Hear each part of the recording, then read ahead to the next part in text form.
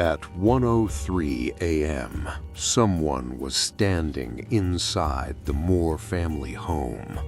Not on the porch, not in the yard, already inside. He stood in the dark hallway, completely still, listening. 8 people were asleep under that roof. 8 separate breathing rhythms in the quiet. 8 lives that had no idea the night was already over. In his hands was an axe. By sunrise, every person in that house would be dead. This wasn't a burglary. This wasn't an argument gone wrong. Whoever stood there had come for one reason, and whoever did this would leave behind almost nothing. No fingerprints, no witnesses, no explanation that ever made sense. Villisca, Iowa was not the kind of town where people worried about violence. It was quiet, predictable, the kind of place where people left doors unlocked because nothing ever happened. Neighbors trusted neighbors. Children played outside until dark. Josiah Moore fit perfectly into this town. A respected businessman, well-known, well-liked. He lived in a white farmhouse on the edge of town with his wife Sarah and their 4 children. The house wasn't hidden. It wasn't isolated. It looked safe. That Sunday evening, June 9th, 1912, the family attended a children's church program. Nothing seemed wrong.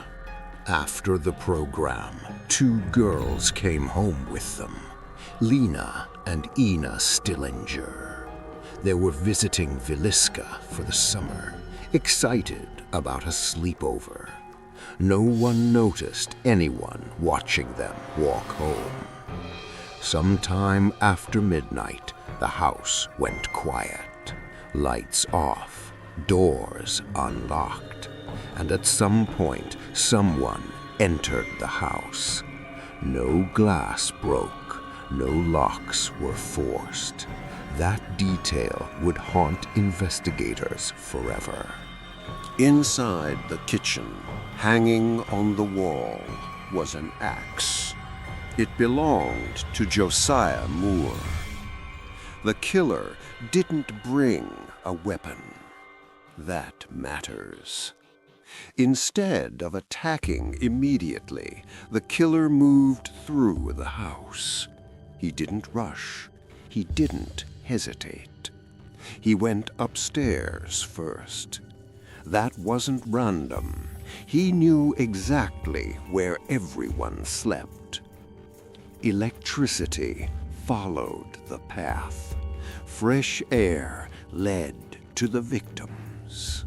Josiah and Sarah Moore never woke up. They were struck with the blunt end of the axe. Their faces were covered before the blows landed, as if the killer didn't want to look at them. Then the children. Here, the violence changed. The blows were harder, less controlled. This wasn't careful. This was rage. 6 people were already dead. Most killers would have run. This one didn't.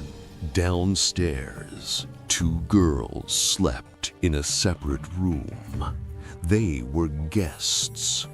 The killer went looking for them anyway.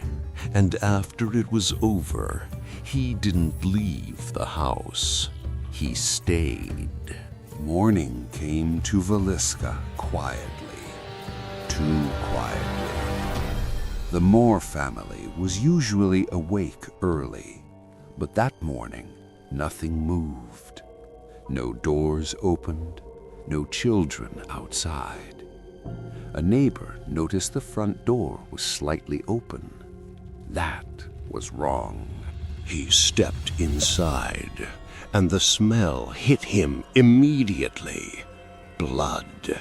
Not a trace, not a hint. The heavy, unmistakable smell of blood. He didn't explore. He didn't go upstairs. He ran. Scent word spread fast. Too fast. Neighbors ran toward the house. Friends, curious onlookers. No one waited for police. They went straight inside. And in that moment, the case began to fall apart. People walked through every room.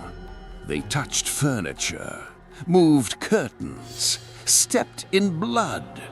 Some picked up objects. At some point, someone picked up the axe.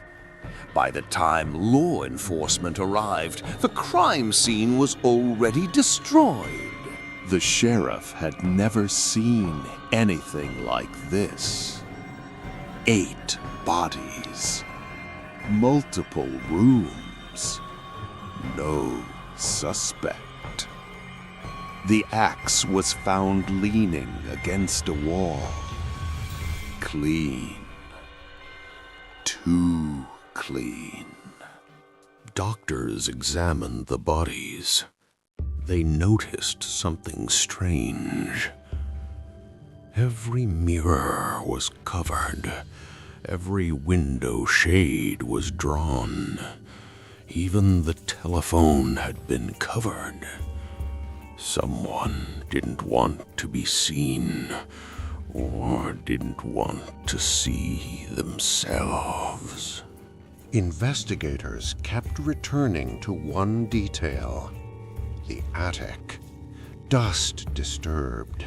Marks where someone had crouched. From there, you could see into the bedrooms. The killer may have been inside the house before anyone went to sleep, watching, waiting. By the time the bodies were buried, the pressure was already building. 8 people were dead, and the town wanted answers. Investigators gathered what little evidence remained. Notes were written, names were listed, but there was a problem. There was no clear suspect. The local sheriff was overwhelmed. This wasn't a burglary. This wasn't a domestic crime. 8 victims, multiple rooms, no forced entry. Nothing about this case made sense. Suspicion turned inward.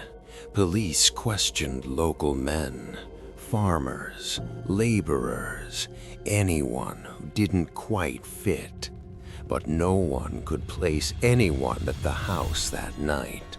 Everyone had an alibi, or at least one that couldn't be disproven. Then investigators focused on a stranger, a traveling preacher who had passed through town. He spoke openly about his hatred for organized religion. He had been seen nearby, and he had no strong ties to Villisca. That made him dangerous. The preacher was questioned, pressed, challenged. At one point, he confessed. The town thought it was over. Then the confession fell apart. Details didn't match. Timelines didn't align. The preacher claimed he was forced, beaten, threatened. And just like that, the confession meant nothing. Another suspect emerged, a drifter passing through town by train. He had a violent past, and no one could say where he'd been that night. But there was no proof, only fear. Evidence was examined. Clothing, personal items, But everything led nowhere. The crime scene had been contaminated, destroyed. Whatever truth existed had been trampled underfoot. Newspapers picked up the story. Fear spread beyond Villisca. People locked their doors, listened at night, and wondered if the killer was still out there. No arrest was made. No one was charged. The suspects faded away. But the questions didn't, because somewhere, someone had walked away. And soon, something even more disturbing would surface. Murders in other towns, same method, same silence. The possibility no one wanted to consider. For a while, investigators treated Villisca as a single nightmare, an isolated explosion of violence. But then, something uncomfortable began to surface. Other murders, other towns, same silence. Investigators noticed patterns. Families attacked at night, axes used, faces covered. No forced entry. At first, they dismissed it as coincidence. Then the similarities kept stacking up. In other states, entire families were found murdered in their beds. Axes left behind, windows untouched. And just like Villisca, no one heard a scream. The detail that disturbed investigators returned again and again. Faces covered, not after, before, as if the killer followed a ritual. This raised a terrifying question. What if Villisca wasn't the beginning? What if it was just one stop? What if the killer had done this before and would do it again? The Midwest was connected by rail. A man could kill in one town and disappear by morning. No records, no photographs, just movement. Newspapers began reporting similar crimes. Different names, different towns, same method. The idea spread quietly. There might be a serial killer. Fear changed behavior. Doors were locked, windows barred. People listened at night and wondered if footsteps outside meant death. Police never officially linked the cases. No arrest was made, no killer named, but the pattern never disappeared. It just faded into history. If the theory is true, then Villisca wasn't an ending. It was a warning, and whoever did this was never caught. After the investigation stalled, life in Villisca tried to move on. The Moore house stood empty. No laughter, no footsteps, no children. People avoided looking at it, as if the house itself remembered what happened inside. New owners tried to live there. They didn't last. People reported footsteps at night, whispers, doors opening on their own. Most dismissed it as imagination, but no one stayed long enough to find out. Visitors claimed they heard children laughing. Others felt sudden cold spots. Some said they were touched. Skeptics called it suggestion. But even skeptics admitted one thing: the house felt wrong. Decades later, the house became a tourist attraction. People paid to spend the night, not for answers, but for an experience. Some left early. Some refused to talk about what they felt. The attic draws the most attention. Visitors report pressure, breathlessness. Some say they feel watched, standing in the same place where the killer may have waited. But beneath the stories and shadows are 8 real people. 8 lives ended in minutes. They never saw justice. Their names became part of a mystery instead of a memory. The case remains officially unsolved.